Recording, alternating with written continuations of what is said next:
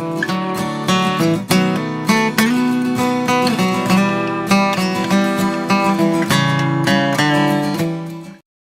sweets!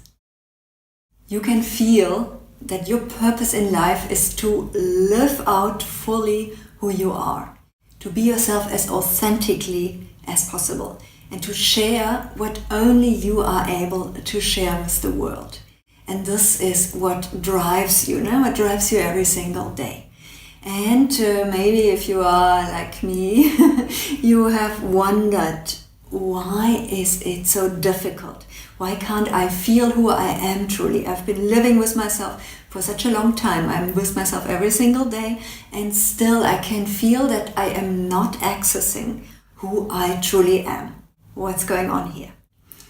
There are several things going on here. First of all, when you are born into a human body, you are very vulnerable.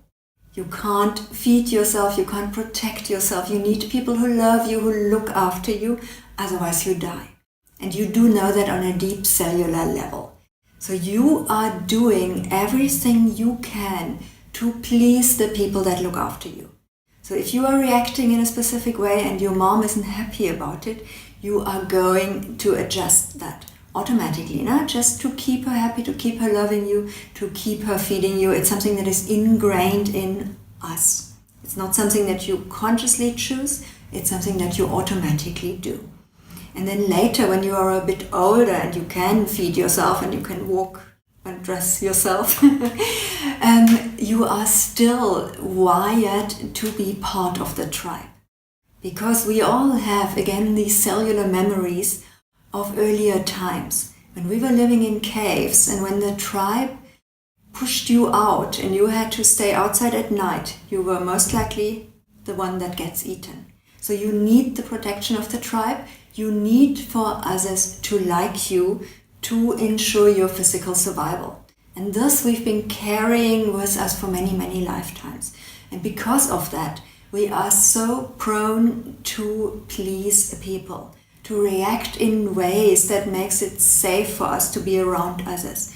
And this often contradicts what you would really like to say, who you would really like to be, how you would really like to express yourself. So you're putting on these masks, and it becomes a habit to put on the masks, and then you get to this point where you don't even realize anymore that you have all these masks on. But this is one of the reasons why you cannot feel yourself. The other reason is that in this lifetime and in previous lifetimes, we have done things that go against our values, things we judged to be wrong. And maybe in previous lifetimes you have killed people. Maybe in this lifetime you have lied or you have been nasty to somebody. And whenever you react in a way you judge to be wrong, we have that tendency to disown that reaction. So we say, no, that's not me. I'm never going to do this again. This is not who I am. And then you push it away. Now you push it out there or you push it down and you keep it away from you.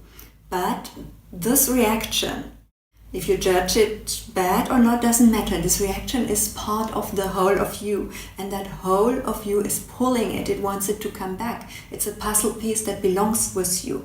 So you're pushing, the hole's pulling, and it takes a tremendous amount of energy to keep these disowned parts hidden and down and away from you. And also, on top of this, these parts that you have disowned, they are not all bad. There's always something positive in them too. And you don't have that positive thing available either to you anymore once you have disowned it. So on the one hand you have the masks, on the other hand you have the disowned parts. So it is no wonder that you cannot really feel yourself.